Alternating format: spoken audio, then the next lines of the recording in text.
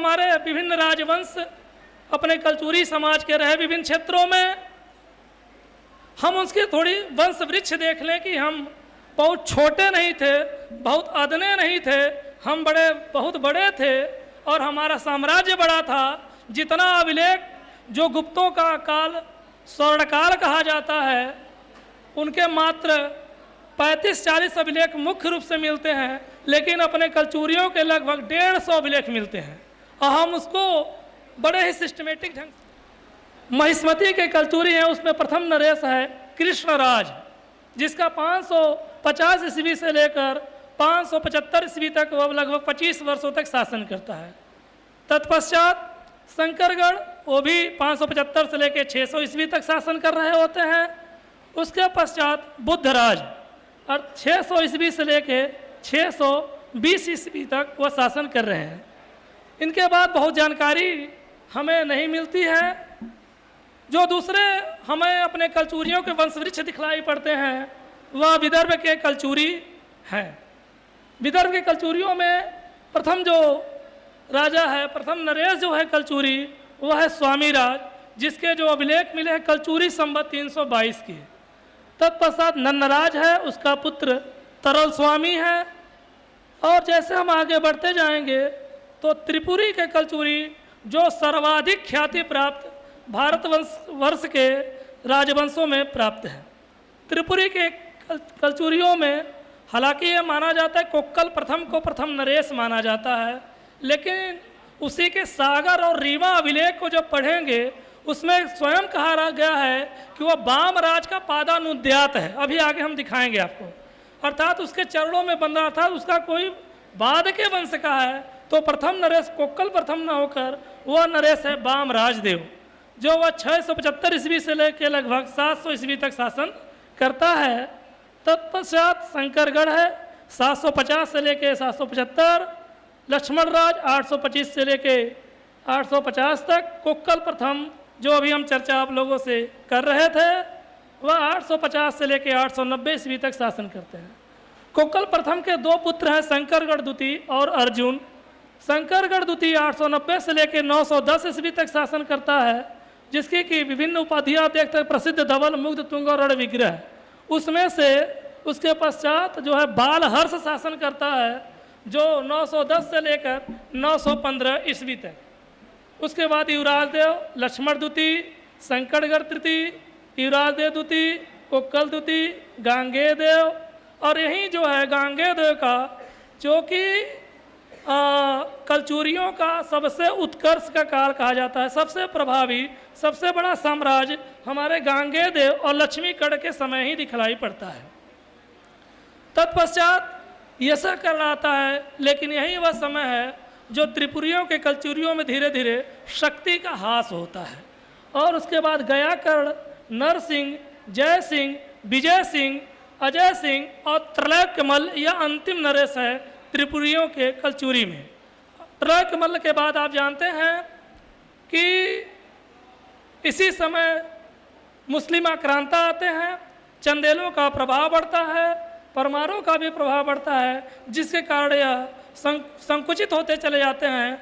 और त्रैलोक्यमल्ल के बाद कोई नरेश अब होता नहीं है त्रिपुरी के कलचुरी राजवंश में। त्रिपुरी के कलचुरी राजवंश की चर्चा हम अभी विस्तार से करेंगे अगली स्लाइड में, लेकिन हम उसकी वंश वृक्ष को जान ले ताकि हमें जानते रहें। तुमान में, जिसको आज तुमान बोलते हैं, उसको प्राचीन नाम तुम्माड़ है, उसने यहाँ की स्थापना किया था। सारे यहाँ पे कूप हैं जिसको तालाब बोलते हैं, प्रजा कल्याण के लिए। चूँकि आप जानते हैं कि यह क्षेत्र थोड़ा सा मतलब वर्षा कम होती है, लेकिन प्रजा कल्याण के लिए उसने बहुत सारे कूप, कुएं इत्यादि खुदवाए थे। अनेकों अभिलेख उसके मंदिरों में जाएंगे, कल मैं भी 2-3 जगह गया था, उसका लेख बड़े ही स्पष्ट तौर पे मिलते हैं। उसके बाद रत्नदेव द्वितीय, पृथ्वीदेव द्वितीय, उसके जो 2 पुत्र होते हैं जाजलदेव द्वितीय, जगदेव। जगदेव के वंश परंपरा में रत्नदेव तृतीय, प्रतापमल, तत्पश्चात लक्ष्मीदेव, सिंहण। अब जो सिंहण के जो वहाँ से रतनपुर की एक शाखा चलती है, उसमें से देखेंगे तो डंगीर है, मदन ब्रह्मा है, रत्नसेन है, वारेंद्र या वाहर है। रायपुर की एक शाखा चलती है जिसमें रामचंद्र हैं, ब्रह्मदेव हैं, अमर सिंह देव हैं। तो इस प्रकार से हमें जो इधर क्षेत्र के रत्नपुर की शाखाओं के बारे में इतनी जानकारी प्राप्त होती है। उसके पश्चात हम सरयू पार के जो कलचूरी हैं उसमें से कौन नरेश हुए हैं उसकी चर्चा करेंगे। उसमें से शंकरगढ़ प्रथम अति शक्तिशाली नरेश था, इसके अनेकों अभिलेख मिलते हैं। अभी हम अभिलेख भी आप लोगों को दिखाएंगे। नन्नराज है, नन्नराज के पुत्र वामराज देव और दूसरे लक्ष्मण प्रथम थे, और लक्ष्मण प्रथम चूँकि वामराज देव के संतान नहीं थे तो लक्ष्मण प्रथम के वंश परंपरा से राज्य शासन अपने कलचूरियों का सरयू पार में चलता है। उसके बाद शिवराज प्रथम, भीमट प्रथम, लक्ष्मण द्वितीय, शिवराज द्वितीय, शंकरगढ़ द्वितीय, लक्ष्मण तृतीय जो गुड़ सागर की उपाधि से विभूषित था उसके बारे में जानकारी प्राप्त होती है। उसके 2 पुत्र थे, भीमट द्वितीय वल्लभ और भामान प्रथम। चूँकि भीमट संतानहीन था तो भामान प्रथम के ही वंश परंपरा से इसकी वंश परंपरा आगे चलती है, जिसमें शंकरगढ़ तृतीय मुग्ध तुंग की उपाधि धारण किया हुआ था, गुड़ सागर, शिवराज तृतीय, शंकरगढ़ चतुर्थ, भीमट तृतीय, व्यास और शोरदेव नामक नरेश होते हैं। अब देखिए कि अगर इतनी हम वंश परंपरा खोज लें, जो मौर्यों को इतना विशाल साम्राज्य नो डाउट था, लेकिन इतने लंबे समय तक शासन अवधि नहीं मिलती है, शासन काल नहीं प्राप्त होता है।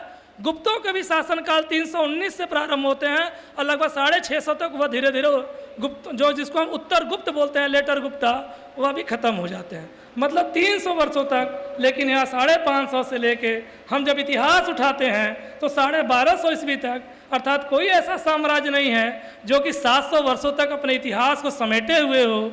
तो वह हम आपके समक्ष रखने का प्रयास किए। कलचूरी के लगभग 150 के अभिलेख प्राप्त होते हैं। एक तरफ आप देखेंगे अभिलेखों के नाम, कब तिथि जारित हुई है, और जिसमें से आप ये देख रहे हैं कि वह कलचूरी संवत है। कलचूरी संवत जो चला था अपना वो संवत है।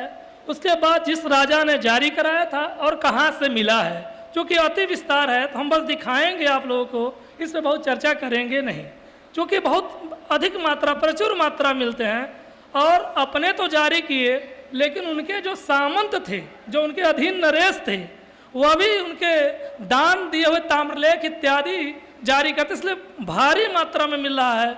इसलिए बस हम उसको आप दिखाएंगे कैसे आभोड़ का, संखेड़ा का, बड़नेर, सरसवड़ी, सागर, छोटी देवरी, मुड़िया, कारी तलाई, ये हमारे कलचूरियों के इतिहास जानने के बहुत विस्तृत प्रमाण कारी तलाई अभिलेख देता है। बांधवगढ़ से भी 3 अभिलेख मिले हैं, उसकी तिथि नहीं मिलती चूँकि थोड़ी खंडित है। आप अभी भी जाएंगे बहुत सारे अभिलेख मिलते हैं जो ऐसे नीचे ज़मीन पे आपको पड़ते हैं, कुछ रगड़ गए हैं, प्राकृतिक क्षरण हो गए हैं, और कुछ मनुष्य के द्वारा भी क्षरण कर दिया गया है, मिटा दिया गया है, इसलिए उसकी तिथि भी नहीं मिलती है। इसी प्रकार से हम जब आगे बढ़ेंगे तो गोपालपुर, कारी तलाई से 2 अभिलेख, बड़ा गांव, चंद्रेहे, बिलहरी अभिलेख जो है द्वितीय युवराज देव का है। इससे भी कलचूरी राजवंश के इतिहास में बड़ी विस्तृत सूचना मिलती है। आगे हम लोग जब चर्चा करेंगे तो आपको देखने को मिलेगा। उसके बाद गुर्गी अभिलेख, मुकुंदपुर, मड़ई, पियामन, बनारस, ये जो कर्णदेव का है, यही कर्णदेव का जो बनारस का लेख मिला है, जहाँ पे बताता है कि कर्ण ने प्रयाग में और काशी में घाटों का निर्माण कराया, साथ ही साथ कर्ण मेरू मंदिर का भी निर्माण कराया। चूँकि कह लीजिए कि मुस्लिम आक्रांता आते हैं, जिसमें से कि महमूद का जो सेनापति है अल्तगीन, उसके समय में वो बताता है कि कर्ण का यहाँ पे शासन था, तो उससे सूचना मिलती कि वास्तव में वहाँ पे जारी किया था और घाटों और मंदिरों का निर्माण कराया था। और प्रयागराज में उसने वहीं पे जल समाधि ली थी अपनी पत्नियों के साथ, उसी से सूचना प्राप्त होती है।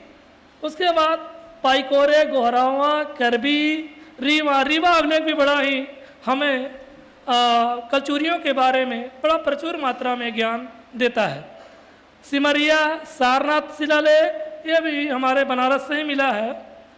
और ब्रिटिश म्यूजियम में एक ताम्रलेख लिखा है, लेकिन उसकी कहाँ से लाए हैं उन्होंने डॉक्यूमेंटेशन नहीं किया है। सिमरा, उमरिया पान, ऐसे ही अगर हम चलेंगे तो कम से कम आप देखेंगे, हम इसको बढ़ाएंगे चूँकि ये बस जानकारी हमको दे रहे हैं, तो किस प्रकार से हमें यह 67 अभिलेख के उधर मिल रहे हैं। सरयू पार के कलचूरियों के लगभग 2 अभिलेख मिल रहे हैं, 69 हो गए। 69 के बाद दक्षिण कोसर के कलचूरियों के मिल रहे हैं, इसमें भी लगभग हमारे 40 अभिलेख के आसपास मिल रहे हैं। तो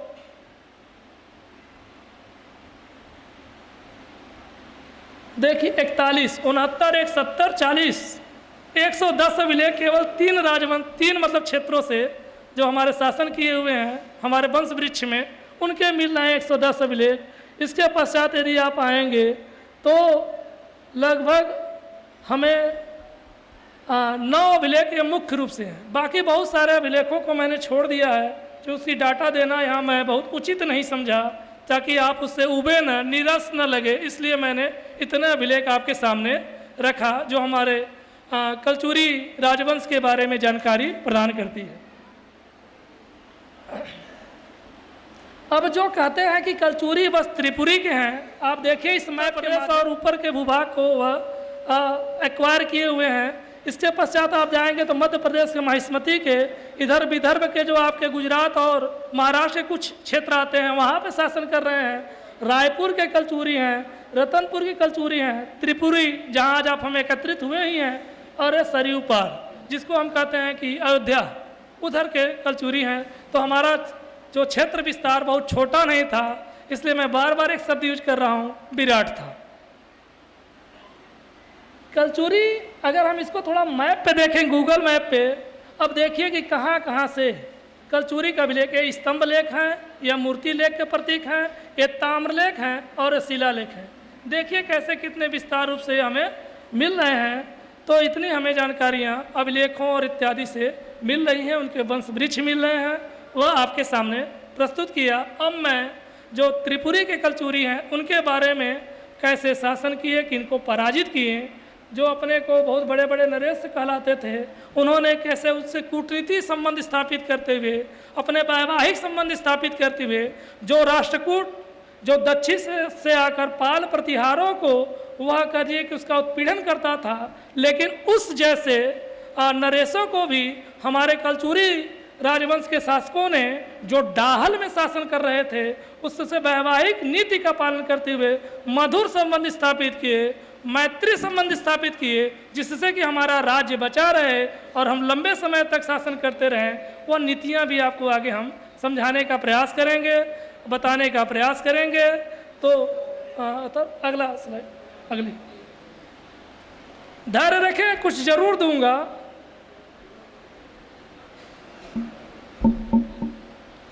आगे बढ़ाइए स्लाइड।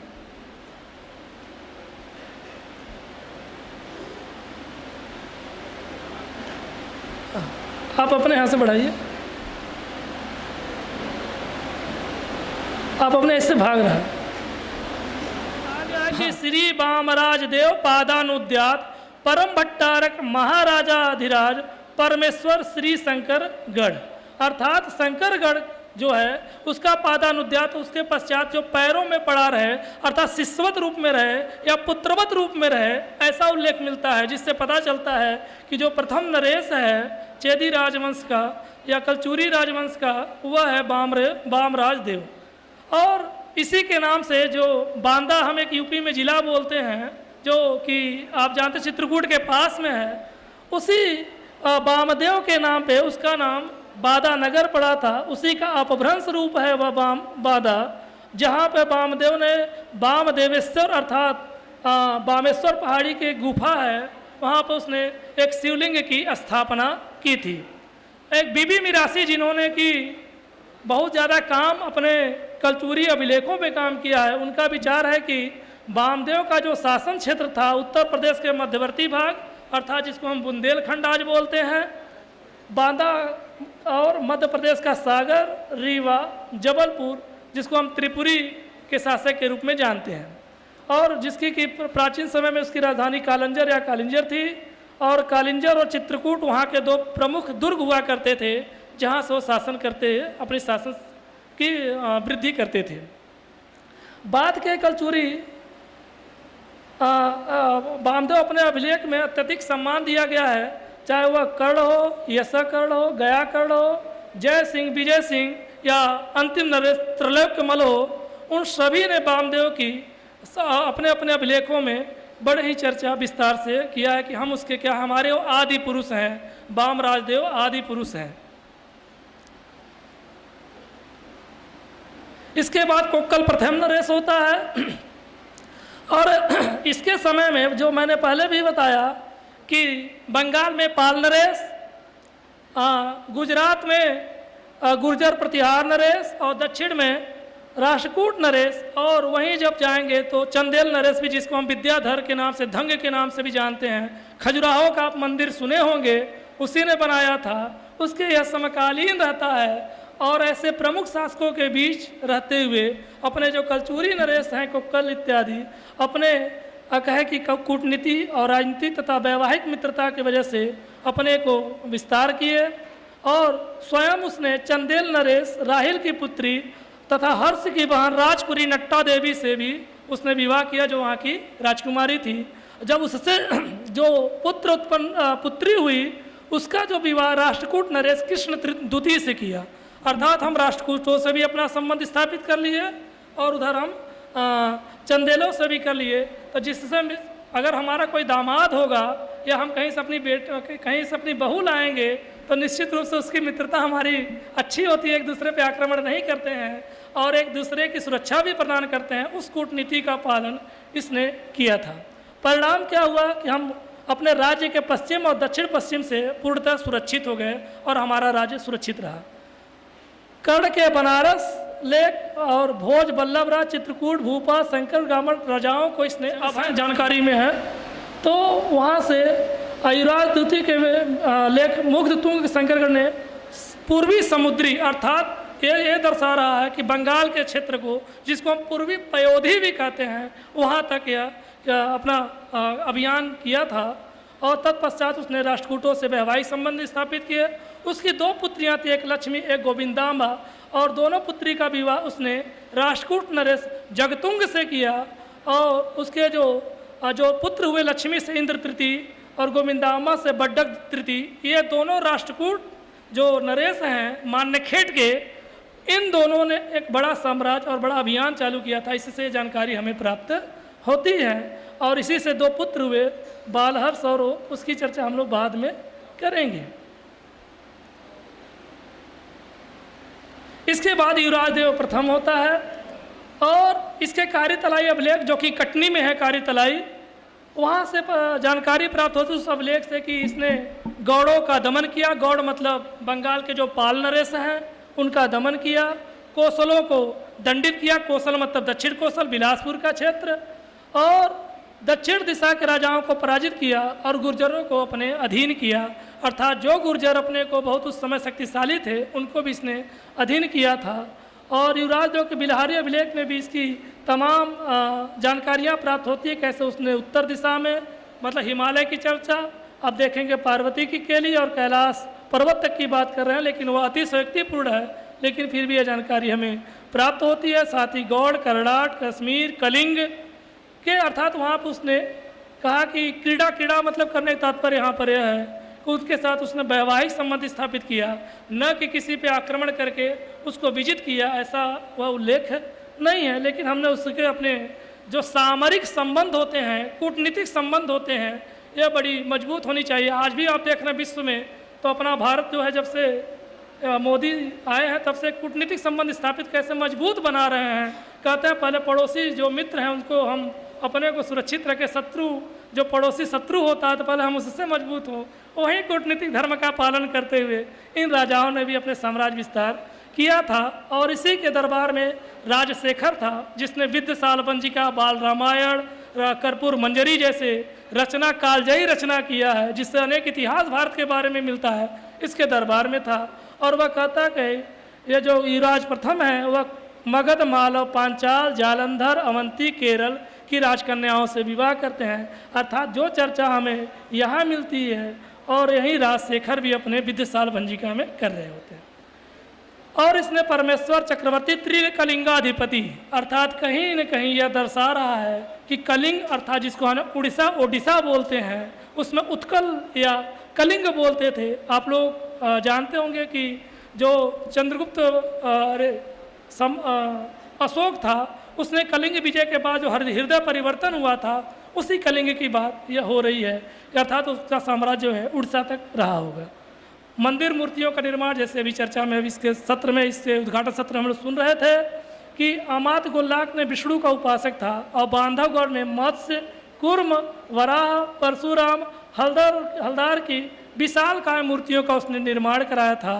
और उसकी जो पत्नी है नोहला देवी, वह भी शैव को मानती थी और उसने सतना के जसोग्राम में शिव मंदिर के निर्माण और वहाँ पे अपना लेख अपने नाम से, या मातृशक्ति जो कहते हैं कि मातृशक्ति की राजनीति में प्रवेश करना, ये हमारी दिखाई पड़ती कि जो हमारी राजमाताएं थी वह राजनीति में रुचि लेती थी और न अभिलेखों में नाम ऐसे अंकित नहीं होता है, वह अपना नाम लिखवाती है नौलस्य खंड, तो वह मिलता है।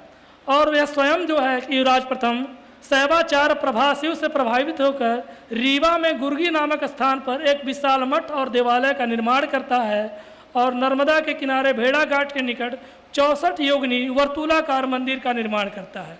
अब जो 64 योगिनी जो मंदिर है, भारतीय इतिहास में जो भी प्राचीन में इतिहास पढ़ता होगा उसको यह 64 योगिनी मंदिर आप जाएंगे, बड़ा ही सुंदर और बड़ा ही भव्य और दिव्य रूप दिखलाई पड़ता है। यह भी मातृशक्ति के प्रमाण के रूप में जब 64 योगिनियों को देखेंगे आप, तो बड़ा ही दिव्य इसका दर्शन होता है। इसका निर्माण युवराज प्रथम ने कराया था, जिसको कि भागकर हिमालय में शरण लेनी पड़ी। गौड़ राज अर्थात बंगाल महिपाल को पराजित किया, जिसको कि समुद्र रूपी जल में शरण लेनी पड़ी। और कुंतल नरेश विक्रमादित्य पंचम को वनवास अर्थात दक्षिण भारत में उसे शरण लेने के लिए विवश किया।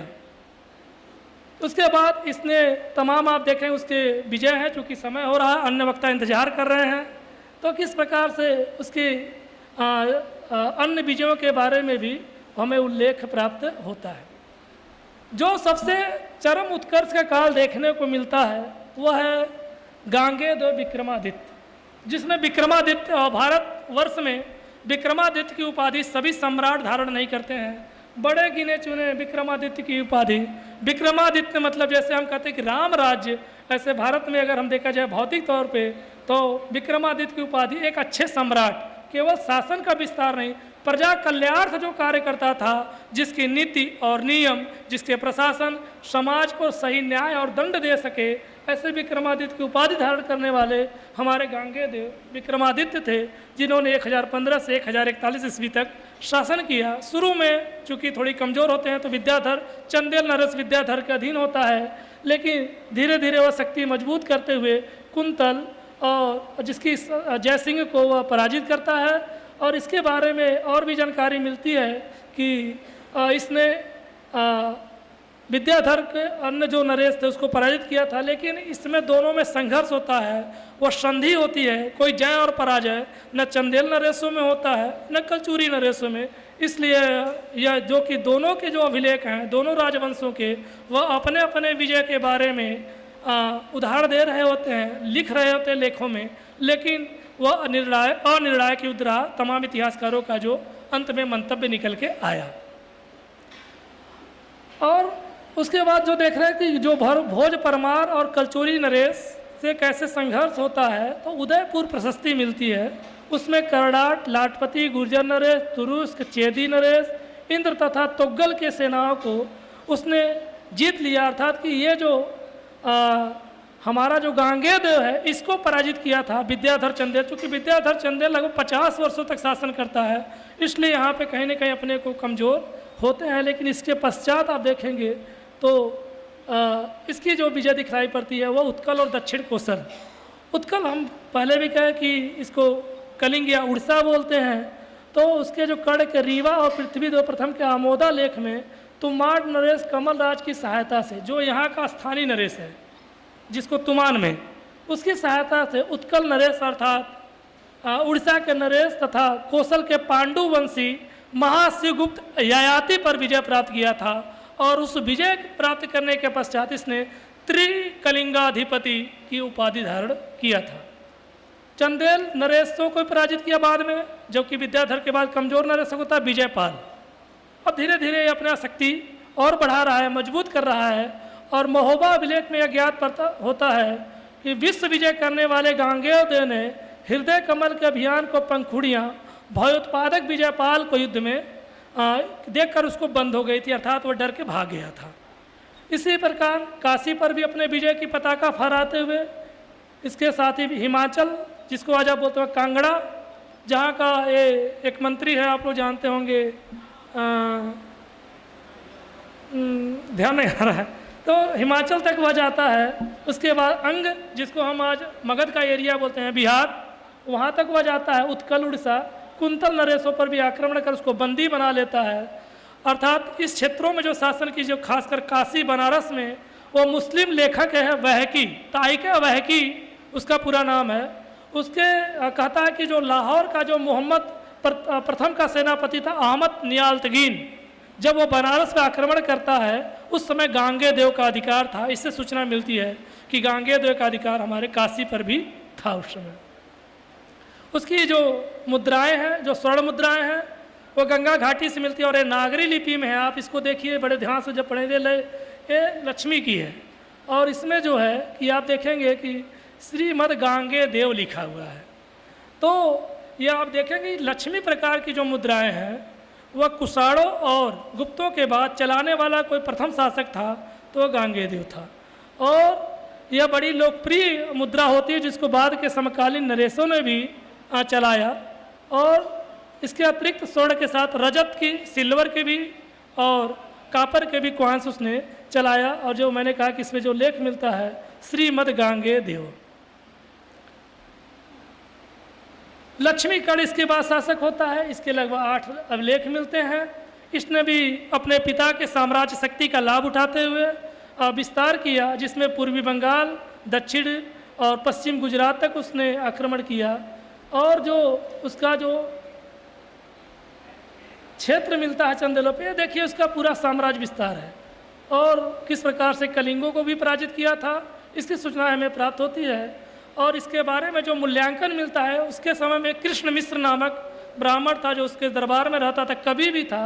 अपने प्रबोध चंद्रोदय में उसने रुद्र और प्रहलाद के मतलब का पुत्र है यह, ऐसा उसमें उल्लेख मिलता है। नागपुर प्रशस्ति में इसकी चर्चा मिलती है। इसकी उपाधि आप देख रहे हैं परमेश्वर, सार्वभौम नरेश, त्रिकलिंगापति, अश्वपति।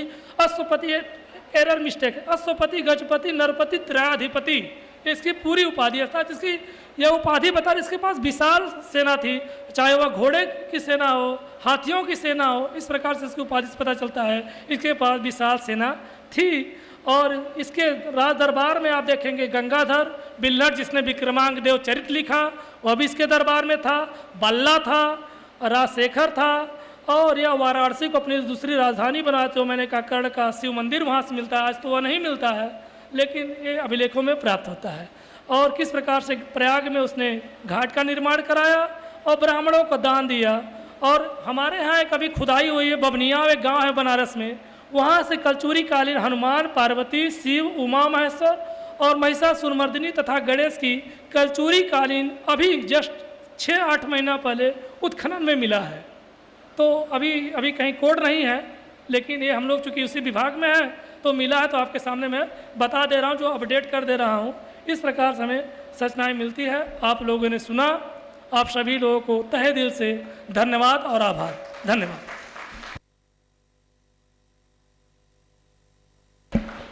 यदि किसी की कोई जिज्ञासा हो, कोई प्रश्न हो, मैं बहुत छोटा सा विद्यार्थी हूँ, आप पूछ सकते हैं। जो हमसे बन पड़ेगा मैं बताने का प्रयास करूँगा। मोबाइल नंबर, ये प्रश्न नहीं हो तो व्यक्तिगत में दे देंगे।